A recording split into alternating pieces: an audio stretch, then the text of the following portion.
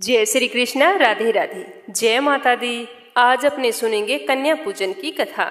नवरात्रि में कन्या पूजन का विशेष महत्व माना गया है। पूरे नवरात्रा माता रानी की पूजा और उपासना करने के बाद में अष्टमी और नवमी तिथि पर 9 कन्याओं के पूजन से देवी दुर्गा माँ बहुत ही प्रसन्न होती है और अपने भक्तों की सारी मनोकामनाएं पूर्ण कर देती है। इन 9 दिनों में माँ दुर्गा के 9 स्वरूपों की अलग अलग पूजा की जाती है। संसार को संचालित करने वाली माँ दुर्गा सर्वशक्तिमान और सर्वव्यापी है। भारतीय संस्कृति में कुंवारी कन्याओं को माँ दुर्गा का साक्षात स्वरूप माना गया है। इसीलिए नवरात्रि के व्रत को कन्या पूजन के बिना अधूरा माना जाता है। मान्यताओं के अनुसार कन्या पूजन से माँ बेहद ही प्रसन्न होकर अपने भक्तों की सारी मनोकामनाएं पूर्ण कर देती है। इतना ही नहीं, देवी पुराण के अनुसार माँ को हवन और दान से अधिक प्रसन्नता कन्या भोज से मिलती है। कन्या पूजन को बेहद ही फलदायी बताते हुए कहा गया है कि अगर किसी व्यक्ति की कुंडली में बुध ग्रह बुरा फल दे रहा है तो उस व्यक्ति को कन्या पूजन अवश्य करवाना चाहिए। बुध की मित्र राशियां वृष, मिथुन, कन्या, मकर और कुंभ होने के कारण इन राशि के जातकों को कन्या पूजन का विशेष लाभ मिलता है। माता रानी के भक्त अष्टमी और नवमी के दिन छोटी छोटी कन्याओं को माता का अवतार मानकर उनका पूजन करके उन्हें भोजन करवाते हैं। जब भी नवरात्रि में 9 कन्याओं को भोजन करवाएं तो साथ में एक लड़के को भोजन अवश्य करवाना चाहिए, क्योंकि उसके बिना कन्या पूजन पूर्ण नहीं होता। पौराणिक मान्यता के अनुसार जब भी हम कन्या पूजन करते हैं तो उसमें जो कन्याओं को आमंत्रित करते हैं उन कन्याओं की उम्र 2 वर्ष से लेकर 9 वर्ष के बीच में होनी चाहिए। धर्म शास्त्रों के अनुसार कन्याओं की संख्या के अनुसार ही कन्या पूजन का फल प्राप्त होता है। हर कन्या का अलग और विशेष महत्व होता है। अगर 2 वर्ष की कन्या को हम भोजन करवाते हैं तो धन से जुड़ी हुई सारी समस्या दूर हो जाती है, धन और ऐश्वर्य की प्राप्ति होती है। 3 वर्ष की कन्या को भोजन करवाते हैं तो 3 वर्ष की कन्या को त्रिमूर्ति का स्वरूप माना जाता है। माँ के इस स्वरूप की आराधना करने से धन धान्य और जीवन में मान सम्मान की वृद्धि होती है। 4 वर्ष की कन्या को कल्याणी का स्वरूप माना जाता है। इसकी पूजा करने से परिवार के सदस्यों का कल्याण होता है और जीवन सुख में बना रहता है। परिवार के सदस्यों के बीच में हमेशा मधुर बर्ताव बना रहता है। और 5 वर्ष की कन्या रोहिणी का स्वरूप मानी गई है। माँ के इस स्वरूप की पूजा करने से स्वास्थ्य लाभ प्राप्त होता है। परिवार के कोई भी सदस्य की अगर तबीयत सही नहीं रहती हो तो 5 वर्ष की कन्याओं को अगर भोजन करवाएं तो रोग शोक से मुक्ति मिलती है। 6 वर्ष की कन्या को कलिका के रूप में पूजा जाता है। माँ का यह स्वरूप देवी शक्ति और विजय का प्रतीक है। इसकी पूजा करने से शक्ति और विजय की प्राप्ति होती है। मुश्किल से मुश्किल काम पर आप आसानी से विजय प्राप्त कर सकते हैं। 7 साल की बालिका को माँ चंडिका का रूप समझा जाता है। यह देवी का उग्र स्वरूप है। इसकी पूजा करने से विजय, धन, ऐश्वर्य सब कुछ प्राप्त होता है। 8 वर्ष की कन्या को सांभवी का रूप माना जाता है। माँ के इस स्वरूप का पूजन करने से कोर्ट कचहरी या वाद विवाद से जुड़े हुए मामलों में सफलता मिलती है। और 9 वर्ष की कन्या को साक्षात माँ दुर्गा का स्वरूप मानकर पूजन किया जाता है। इस कन्या का पूजन करने से शत्रु पराजित होते हैं और सफलता भी मिलती है। साथ ही पुराने रुके हुए कार्य संपन्न होते हैं। और 10 वर्ष की कन्या को भी सम्मिलित कर सकते हैं। मैंने गलती में 9 वर्ष तक बोल दिया था। 10 वर्ष की कन्या देवी सुभद्रा का स्वरूप मानी जाती है। माँ के इस स्वरूप की पूजा करने से व्यक्ति की समस्त मनोकामनाओं की पूर्ति होती है और सारे कष्ट दूर होते हैं, सुख सौभाग्य बना रहता है। ध्यान रहे कि जब भी आप इन कन्याओं को भोजन के लिए आमंत्रित करें तो घर पर प्रेम पूर्वक बुलाकर दूध मिले हुए पानी से उनके पैर धोने चाहिए। उसके बाद में उनके माथे में कुमकुम और अक्षत से तिलक करके कलावा बांधना चाहिए। बाद में उन्हें अच्छी तरह से प्रेम पूर्वक भोजन करवाएं। भोजन करवाने के बाद में उनके चरण स्पर्श करके आशीर्वाद लेना चाहिए और सामर्थ्य अनुसार दक्षिणा देकर प्रसन्नचित मन से उन्हें अपने घर से विदा करनी चाहिए। ध्यान रखें कि हर लड़की आपके घर से हंसती हुई जानी चाहिए। उसी के बाद में अपने व्रत का पालन करना चाहिए। तो आइए अब अपने सुनते हैं कन्या पूजन की कथा। प्रेम से बोलो दुर्गा माता की जय हो। दुर्गा माता के समस्त स्वरूपों की जय हो। भोले शंकर की जय हो। एक समय की बात है, महिषासुर नामक एक भयंकर राक्षस ने चारों ओर आतंक मचा रखा था।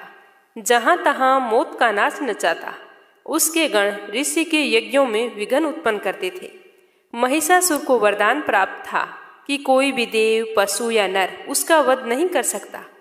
इसीलिए स्वयं त्रिदेव भी उसको मारने में असमर्थ थे। निरंकुश दैत्यराज महिषासुर ने अपने वरदान को कवच के रूप में प्रयोग करते हुए देवलोक में अपना आधिपत्य जमा लिया और देवताओं को वहां से निकाल दिया। देवताओं के जो यज्ञ के भाग थे वो भी छीनकर अपने वश में कर लिए। दैत्यराज से परेशान होने के बाद में सभी देवता त्रिदेवों के पास गए और जाकर उनकी स्तुति करने लगे। सभी देवताओं के मुख पर चिंता का कारण तो त्रिदेव पहले से ही जानते थे। यह सब हाल जानकर भगवान शिव मुस्कुराए और बोले कि हे नारायण, अब देवी आदि शक्ति के प्रादुर्भाव का समय हो गया है। अब यही समय है कि हम सभी अपने तेज से इस जग की रक्षिका देवी दुर्गा का आह्वान करें। यह सुनकर ब्रह्मादेव और नारायण ने हामी भरी। इसके बाद स्वयं भगवान शिव, भगवान विष्णु और ब्रह्मादेव के शरीर से तेज उत्पन्न हुआ और वो एक जगह आकर मिल गया। इसके बाद में जितने भी देवता वहां पर उपस्थित थे सभी के शरीर से महातेज उत्पन्न हुए और त्रिदेवों के उस परम तेज में आ मिले। उस दिव्य तेज ने एक सुंदर स्त्री का स्वरूप ले लिया। महादेव के तेज से माता का मुख, नारायण के तेज से 8 भुजाएं, ब्रह्मादेव के तेज से चरण, यमराज के तेज से मस्तक और केश, चंद्रमा के तेज से माता के स्तन, देवराज के तेज से माता की कमर, वरुण के तेज से जांघें और इस तरह से अन्य देवताओं के तेज से माता के अन्य अंग उत्पन्न हुए। महादेव ने अपने त्रिशूल से शूल, नारायण ने अपने चक्कर से एक दिव्य चक्कर, ब्रह्मादेव ने एक दिव्य कमंडल, देवराज इंद्र ने एक दिव्य और शक्तिशाली वज्र, सागर ने सुंदर रत्नों से सजे आभूषण और कभी न मेले होने वाले वस्त्र और मुकुट दिए। वरुण देव ने शंख, हिमालय ने माता को सवारी के रूप में सिंह। इसी प्रकार देव शिल्पी विश्वकर्मा ने माता को दिव्य अस्त्र और शस्त्र निर्माण कर दिए। माता का यह स्वरूप अत्यंत तेजस्वी और भयंकर था। देवी दुर्गा के इस विशाल और भव्य स्वरूप को देखकर सभी देवों ने क्रमबद्ध होकर उनकी स्तुति की थी तथा देवी पर पुष्पों की वर्षा भी की। तब माता ने प्रसन्न होकर कहा कि हे देवों, कहो मेरा प्रादुर्भाव किस प्रयोजन से किया गया है। मैं अत्यंत प्रसन्न हूँ, मुझे बताओ। तो दुर्गा माता के पूछने पर देवताओं ने सारा हाल कह सुनाया।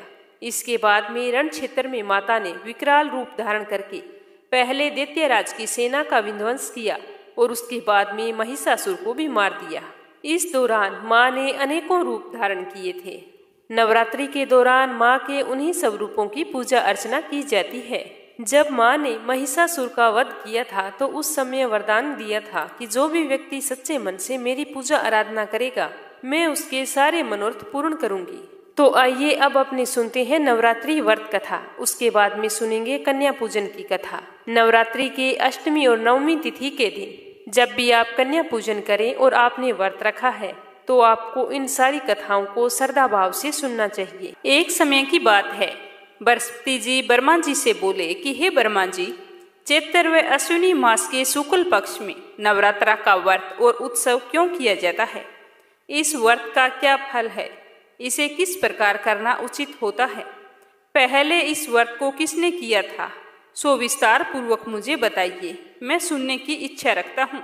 तो बृहस्पति देव का ऐसा प्रश्न सुनकर ब्रह्मा जी ने कहा कि हे बृहस्पति, प्राणियों के हित की इच्छा से तुमने बहुत ही अच्छा सवाल किया है। जो मनुष्य मनोरथ पूर्ण करने वाले गणेश भगवान, सूर्य देव, माँ दुर्गा, महादेव और नारायण का ध्यान करते हैं वे मनुष्य धन्य हैं।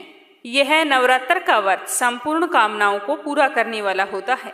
इसके करने से पुत्र की कामना वाले को पुत्र, धन की लालसा रखने वाले को धन, विद्या की चाहना रखने वाले को विद्या और सुख की इच्छा रखने वाले को सुख मिलता है। इस व्रत को करने से रोगी मनुष्य का रोग दूर हो जाता है, मनुष्य की संपूर्ण विपत्तियां दूर हो जाती है और घर में सुख समृद्धि का वास होता है। बांझ को पुत्र की प्राप्ति होती है और समस्त पापों से छुटकारा मिल जाता है। मन के सारे मनोरथ सिद्ध हो जाते हैं। जो मनुष्य इस नवरात्रा व्रत को नहीं करता है वह अनेक दुखों को भोगता है, कष्ट व रोग से पीड़ित हो, अंगहीनता को प्राप्त होता है, उसके संतान नहीं होती, वह धन धान्य से रहित हो, भूख और प्यास से व्याकुल हुआ इधर उधर घूमता है तथा संज्ञाहीन हो जाता है। जो सुहागिन महिला इस व्रत को नहीं करती है वह पति सुख से वंचित होकर नाना दुखों को भोगती है। यदि व्रत करने वाला मनुष्य सारे दिन का उपवास ना कर सके तो एक समय भोजन करे। 10 दिन बांधवों सहित नवरात्रा की व्रत कथा को सुने। हे बृहस्पति, जिसने पहले इस महाव्रत को किया है उसकी मैं कथा तुम्हें सुनाता हूँ, तुम ध्यान पूर्वक सुनना। इस प्रकार ब्रह्मा जी का वचन सुनकर बृहस्पति जी बोले कि हे ब्रह्मा जी, मनुष्यों का कल्याण करने वाले इस व्रत के इतिहास को आप मुझे कहो, मैं ध्यान पूर्वक इसे सुन रहा हूँ।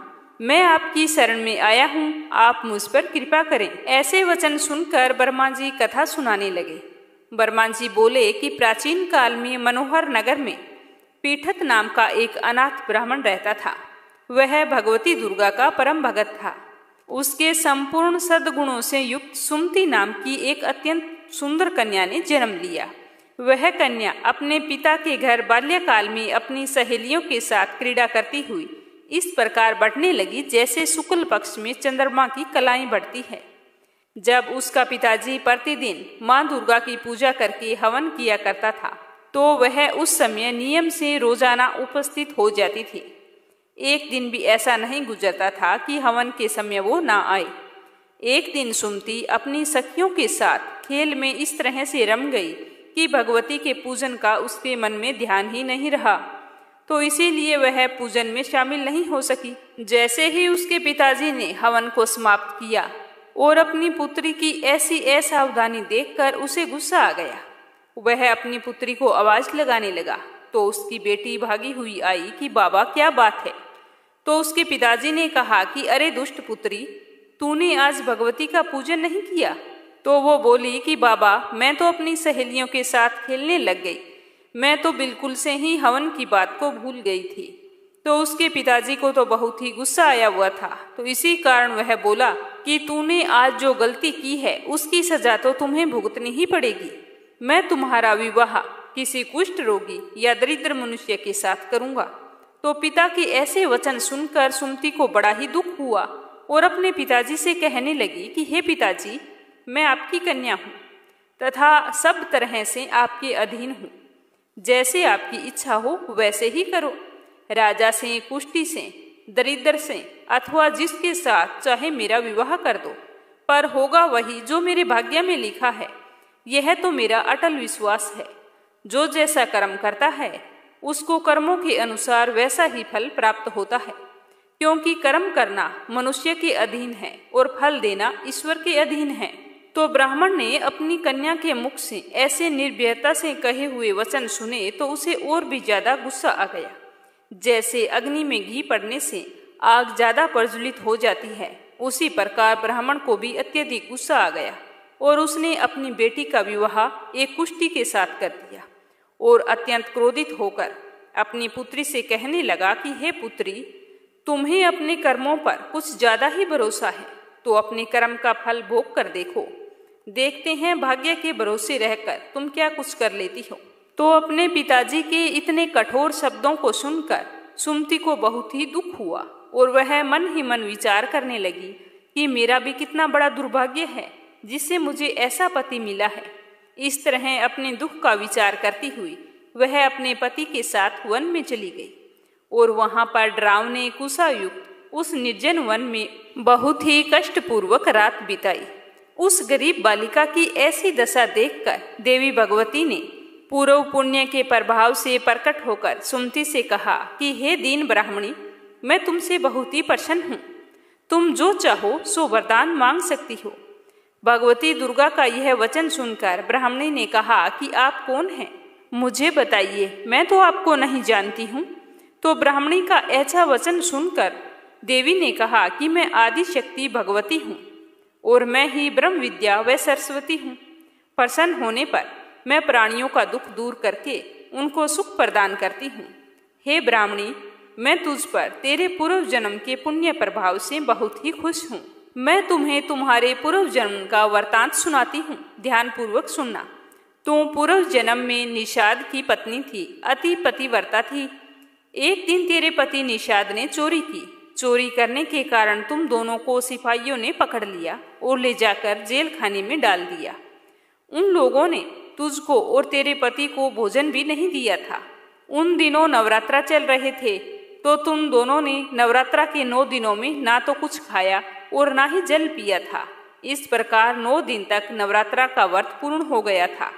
हे ब्राह्मणी, उन दिनों में जो व्रत हुआ, इस व्रत के प्रभाव से मैं प्रसन्न होकर तुम्हें मनोवांछित फल देती हूँ। तुम्हारी जो इच्छा हो तुम मांग सकती हो। तो इस प्रकार ब्राह्मणी दुर्गा के वचन सुनकर बहुत ही प्रसन्न हुई और बोली कि हे माँ, अगर आप मुझ पर इतना ही प्रसन्न हैं तो मैं आपको प्रणाम करती हूँ। कृपा करके मेरे पति का कोढ़ दूर कर दीजिए। तो देवी ने कहा कि उन दिनों में जो तूने व्रत किया था, उस व्रत के 1 दिन का फल अपने पति के लिए अर्पण कर दो। उस पुण्य के प्रभाव से तेरा पति कोढ़ मुक्त हो जाएगा। तो ब्रह्मा जी कहते हैं कि इस प्रकार देवी के वचन सुनकर वह ब्राह्मणी अत्यंत प्रसन्न हुई और पति को निरोग करने की इच्छा से अपने पूर्व जन्म के व्रतों में से 1 दिन के व्रत का पुण्य फल पति के निमित्त कर दिया। ऐसा करते ही उसका पति देवी भगवती की कृपा से कुष्ठ रोग से रहित होकर अति कांतिवान हो गया। वह ब्राह्मणी पति की मनोहर देह को देखकर देवी की स्तुति करने लगी कि हे दुर्गे, आप दुर्गति को दूर करने वाली, तीनों लोकों का संताप हरने वाली, समस्त दुखों को दूर करने वाली, प्रसन्न होकर मनोवांछित वर देने वाली और दुष्टों का नाश करने वाली जगत की माता हो। हे अम्बे, मुझ निरपराध अबला को मेरे पिता ने कुष्ठी मनुष्य के साथ विवाह करके घर से निकाल दिया है। पिता से तिरस्कृत निर्जन वन में विचर रही हूँ। आपने मेरी इस विपदा से उद्धार किया है। हे देवी, मैं आपको बारंबार प्रणाम करती हूँ। आप मेरी रक्षा करो। ब्रह्मा जी कहते हैं कि हे बृहस्पति, उस समय ब्राह्मणी की ऐसी स्तुति सुनकर देवी बहुत ही प्रसन्न हुई और ब्राह्मणी से कहा कि हे ब्राह्मणी, तेरे उदाल्य नामक अति बुद्धिमान, धनवान, कीर्तिवान और जितेंद्रिय पुत्र शीघ्र ही उत्पन्न होगा, जो तुम्हारा नाम रोशन करेगा। ऐसा वरदान देकर माँ ने ब्राह्मणी से फिर कहा कि हे ब्राह्मणी, अगर तुम्हारी कोई और इच्छा हो तो वरदान मांग सकती हो। भगवती दुर्गा का ऐसा वचन सुनकर सुमति ने फिर कहा कि हे भगवती दुर्गे, अगर आप मुझ पर प्रसन्न हैं तो कृपा करके मुझे नवरात्रा व्रत की विधि और उसका फल विस्तार पूर्वक बताइए। तो इस प्रकार ब्राह्मणी के वचन सुनकर दुर्गा ने कहा कि हे ब्राह्मणी, मैं तुम्हें संपूर्ण पापों को दूर करने वाले नवरात्रा व्रत की विधि बतलाती हूँ, जिसको सुनने से मोक्ष की प्राप्ति होती है। अश्विनी मास के शुक्ल पक्ष की प्रतिपदा तिथि से लेकर 9 दिन तक विधि पूर्वक व्रत करें। यदि दिन भर का व्रत ना कर सकें तो एक समय भोजन करें। विद्वान ब्राह्मण से पूछकर घर में कलश की स्थापना करें और वाटिका बनाकर उसको प्रतिदिन जल से सींचें। महाकाली, महालक्ष्मी, महासरस्वती देवी की मूर्तियां स्थापित करके उनकी नित्य नियम से विधि पूर्वक पूजा अर्चना करें और पुष्पों से विधि पूर्वक अर्घ्य दें। बिजोरा के फल से अर्घ्य देने से रूप की प्राप्ति होती है। जायफल से अर्घ्य देने से कीर्ति, दाख से अर्घ्य देने से कार्य सिद्धि होती है।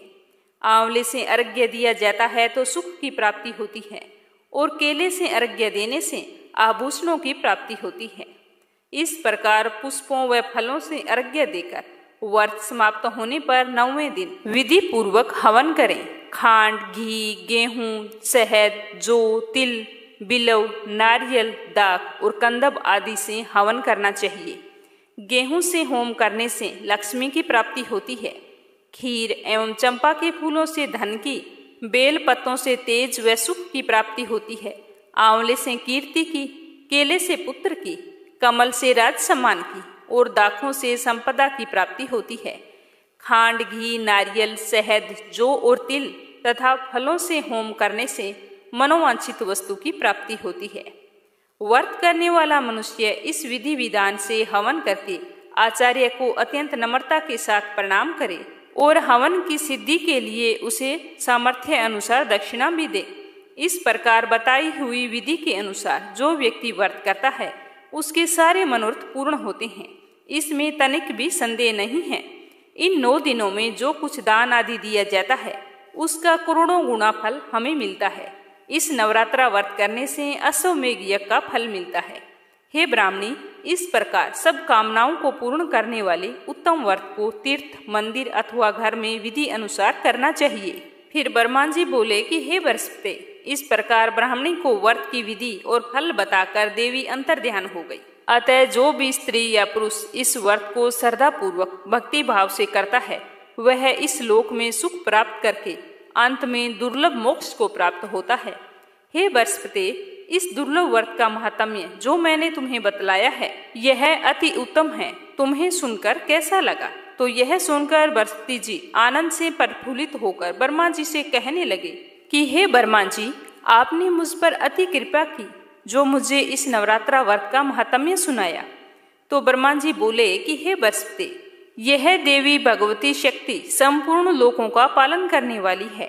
इस महादेवी के प्रभाव को कौन जान सकता है? बोलो भगवती देवी की जय हो, बोलो माता दुर्गा की जय हो।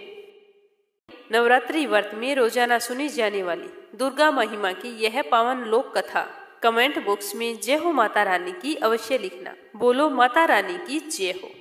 कौशल देश में सुशील नामक एक निर्धन ब्राह्मण रहता था। प्रतिदिन मिलने वाली भिक्षा से वह अपने परिवार का भरण पोषण करता था। उसके कई बच्चे थे। प्रातःकाल वह भिक्षा लेने के लिए निकलता और सायंकाल होती तब लौटकर घर आता था। देवताओं, पितरों और अतिथियों की पूजा करने के बाद में आश्रित जन को खिलाकर स्वयं भोजन करता था। इस प्रकार भिक्षा को वह भगवान का प्रसाद समझकर स्वीकार करता था।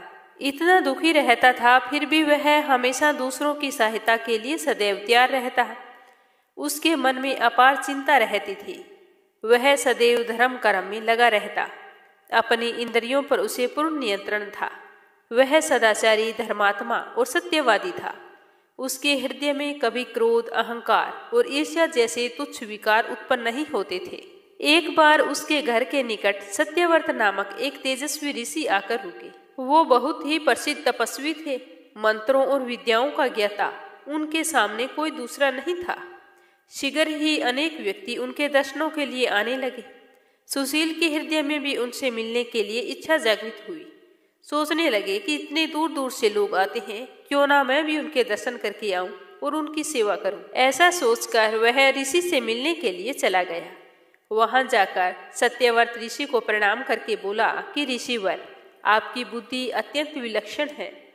आप अनेक शास्त्रों, विद्याओं और मंत्रों के ज्ञाता है। मैं एक निर्धन, दरिद्र और असहाय ब्राह्मण हूँ। कृपया करके मुझे बताइए कि मेरी गरीबी किस प्रकार खत्म हो सकती है।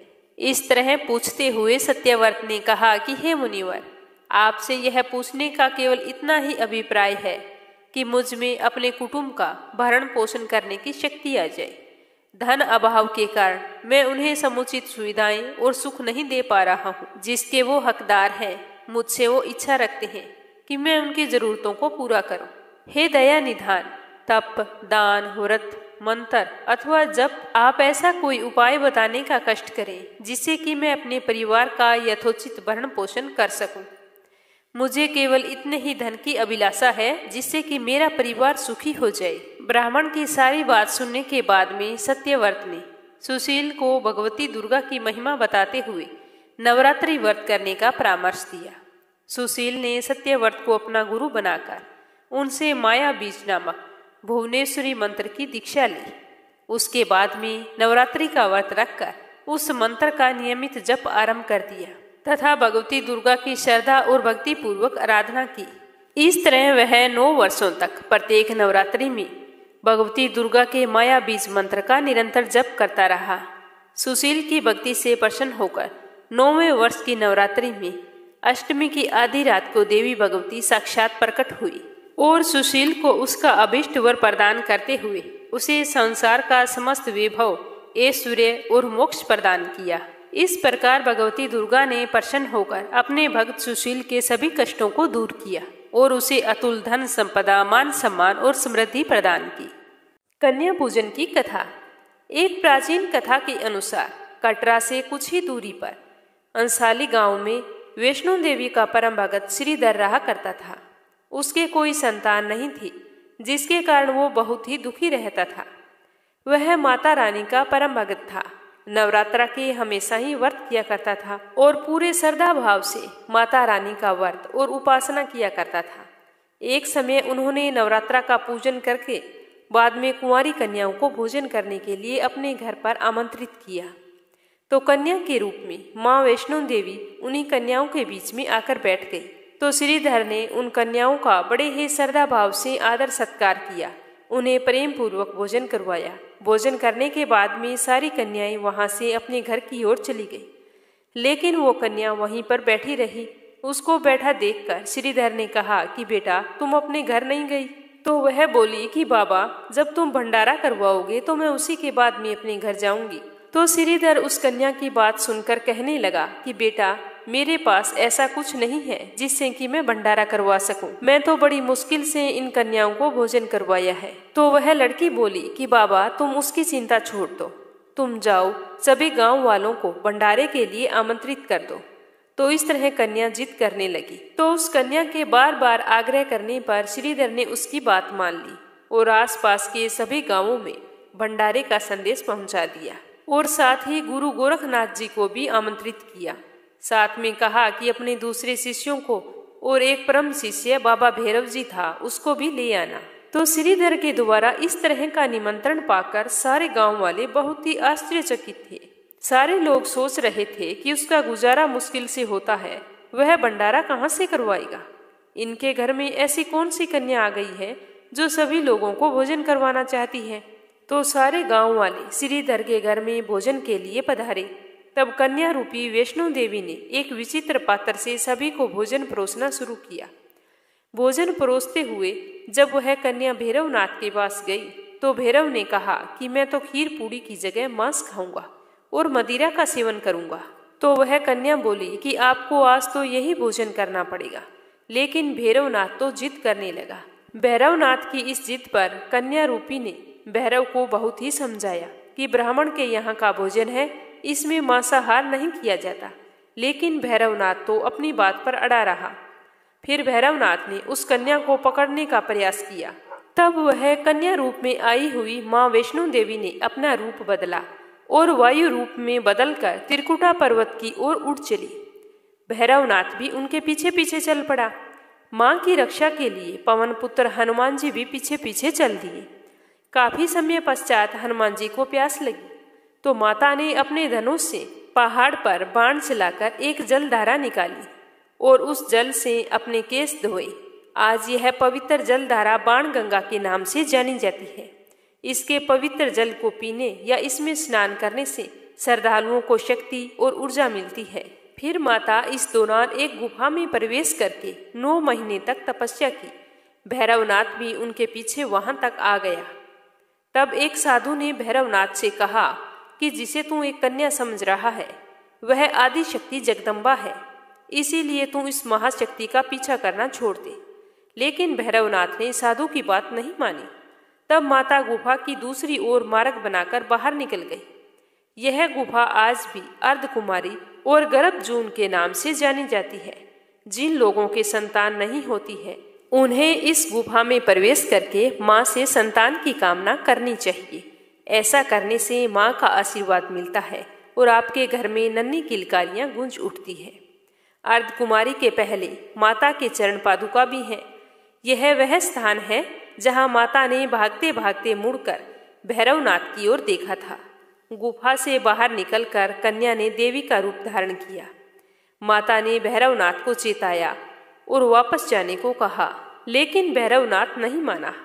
माता गुफा के अंदर चली गई और माता की रक्षा के लिए हनुमान जी गुफा के बाहर खड़े रहे। उन्होंने भैरवनाथ से युद्ध किया। भैरव ने फिर भी हार नहीं मानी। जब हनुमान जी थक गए तब माता वैष्णो देवी ने महाकाली का रूप धारण करके भैरवनाथ का संहार कर दिया। अपने वध के पश्चात भैरवनाथ को अपनी भूल का पश्चाताप हुआ। उन्होंने माँ से क्षमा दान की भीख मांगी।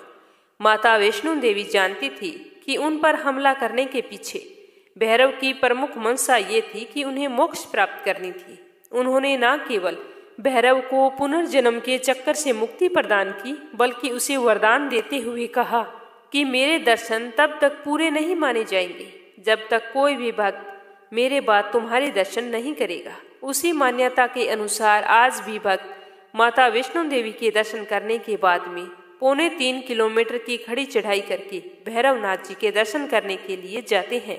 जिस स्थान पर वैष्णो देवी ने दुष्ट भैरवनाथ का वध किया था वह स्थान पवित्र गुफा अथवा भवन के नाम से प्रसिद्ध है। इसी स्थान पर महाकाली दाईं और महासरस्वती बीच में और महालक्ष्मी बाईं पिंडी के रूप में उस गुफा में विराजमान है। इन तीनों के सम्मिलित रूप को ही माँ वैष्णो देवी का रूप कहा जाता है। माँ वैष्णो देवी के दर्शन करने से समस्त व्याधियों का नाश होता है एवं सारी मनोकामनाएं पूरी होती है। तो इस तरह माता ने भैरवनाथ का वध किया था और उधर श्रीधर के घर भंडारा करवाकर उसे आशीर्वाद दिया, जिससे उसे संतान की प्राप्ति हुई। कहा जाता है कि तब से लेकर आज तक नवरात्रि में कन्या पूजन किया जाता है। महाअष्टमी के दिन माँ दुर्गा को लौंग और गुड़हल का लाल फूल अवश्य अर्पित करना चाहिए। इससे माता रानी बहुत ही जल्द प्रसन्न होती है और ऐसा करने से जीवन में आए हुए सभी प्रकार के कष्ट दूर होते हैं और सारी मनोकामनाएं पूर्ण होती है। अष्टमी के दिन जब भी आप 9 कन्याओं और एक बालक को भोजन करवाएं तो कन्याओं को लाल रंग की चुनरी भेंट करनी चाहिए। ऐसा करने से माता रानी की कृपा आप सब पर बनी रहेगी। तो ये थी कन्या पूजन की कथा। इस कथा को ज्यादा से ज्यादा शेयर करना और कमेंट बॉक्स में जय हो माता रानी की अवश्य लिखना। माँ दुर्गा आपकी सारी मनोकामनाएं पूरी करे। जय श्री कृष्णा। राधे राधे।